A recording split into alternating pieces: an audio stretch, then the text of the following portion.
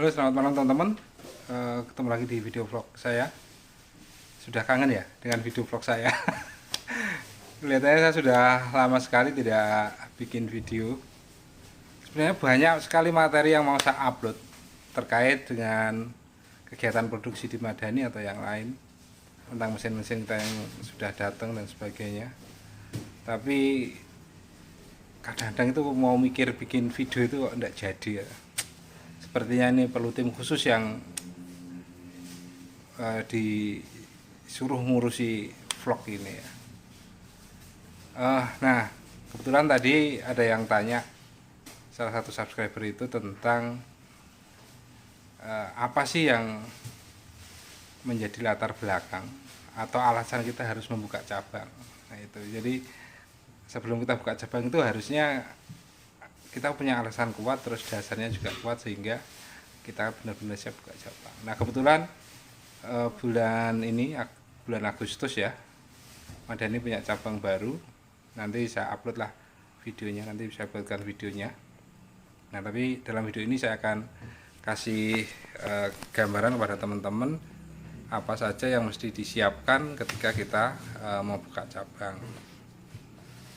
Yang pertama, kalau saya mau buka cabang, yang jadi patokan itu adalah permintaan dari konsumen. Jadi semakin banyak konsumen, area cakupan konsumen kita semakin luas. Tentu ada beberapa konsumen yang jarak temunya ke Madani itu lumayan jauh. Kemudian dia pasti memberikan salah satu ide untuk buka cabang di area mereka. Itu nanti saya kalkulasi dulu kira-kira jumlah calon konsumen saya di sana berapa. Sama lah seperti kita mau buka usaha baru itu ya. Karena kita harus analisa dulu jumlah calon konsumennya berapa. Nah itu pasti saya analisa dulu. Jadi jumlah konsumen nanti kira-kira berapa, sudah memenuhi rencana transaksi belum. Itu. Jadi yang pertama tentu alasannya adalah permintaan konsumen dan hasil analisa jumlah calon konsumen yang ada di area tersebut. Itu yang penting.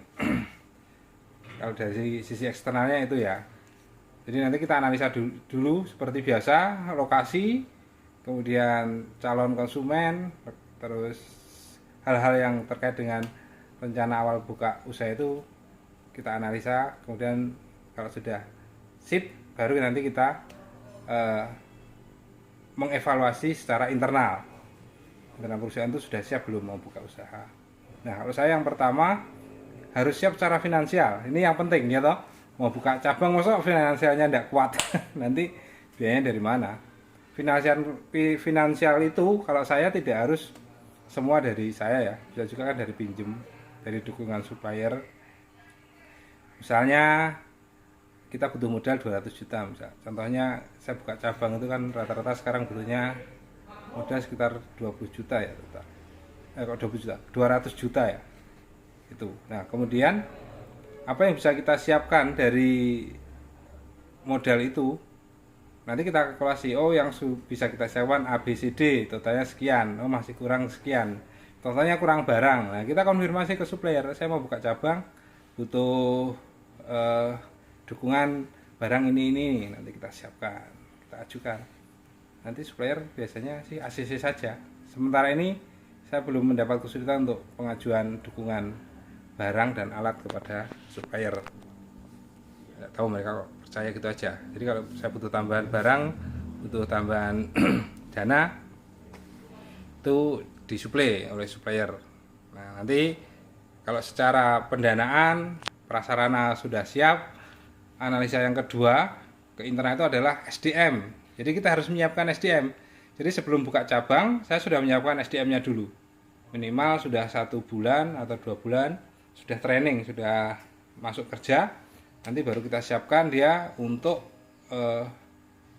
di cabang tersebut. Tapi kalau misalnya dia baru kerja 1 bulan, biasanya tidak akan saya tempatkan di cabang baru, itu ya. Biasanya kalau sudah 3 bulan, itu baru kita taruh di cabang baru. Ataupun kalaupun dia di cabang baru, nanti tetap ada karyawan yang senior yang nemenin.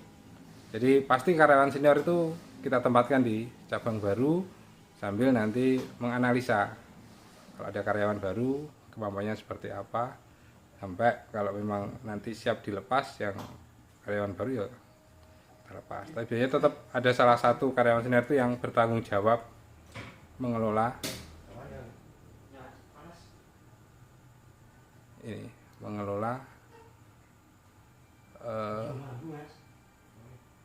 mengelola toko baru tersebut. Ini di belakang anak lagi ngeset mesin baru ya.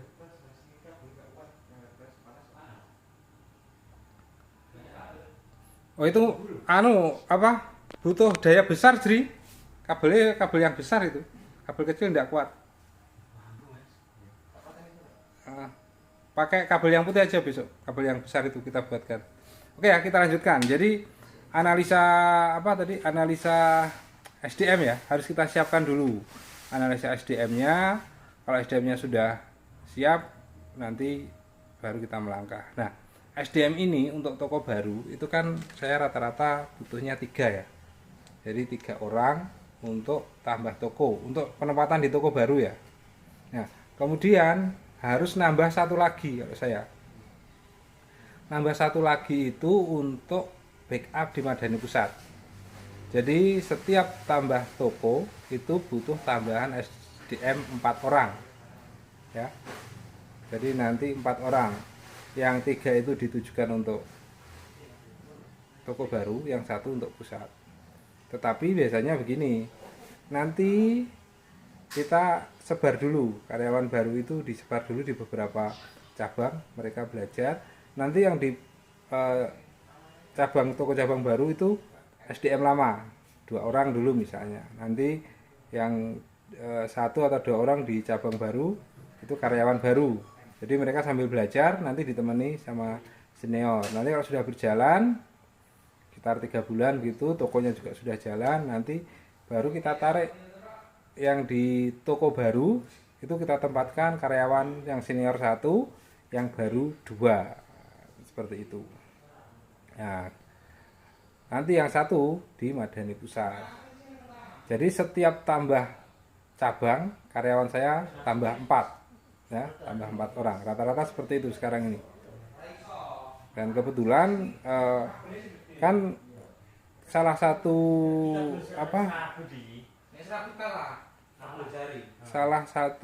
plan saya dengan buka cabang itu kan kita bikin klaster usaha ya. Jadi nanti yang di cabang-cabang itu mereka terima order, kan beberapa order itu tidak bisa dikerjakan di cabang, nanti kita kerjakan di pusat.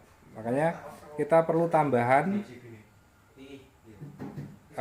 untuk cabang baru itu handle pekerjaan di pusat. Otomatis dengan tambah cabang nanti pekerjaan di pusat juga semakin banyak, sehingga kita perlu tambahan SDM. Nah, untuk itu kita perlu itu. Jadi teman-teman kalau buka cabang baru mestinya seperti itu. Jadi itu konsep saya. Nah, beberapa cabang saya itu tidak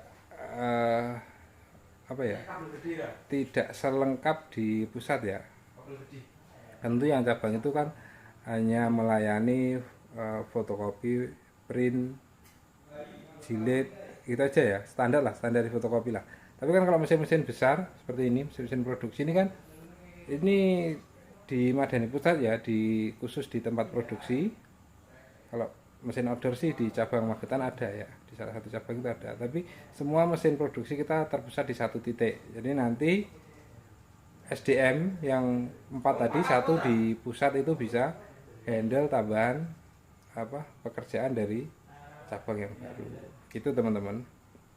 Itu ya. Jadi yang pertama kalau mau buka cabang yang harus disiapkan adalah analisa eksternal dulu. Jadi di lokasi itu seperti apa, calon konsumennya seperti apa, kira-kira peminatannya seperti apa, nilai transaksinya kira-kira berapa, seperti itu.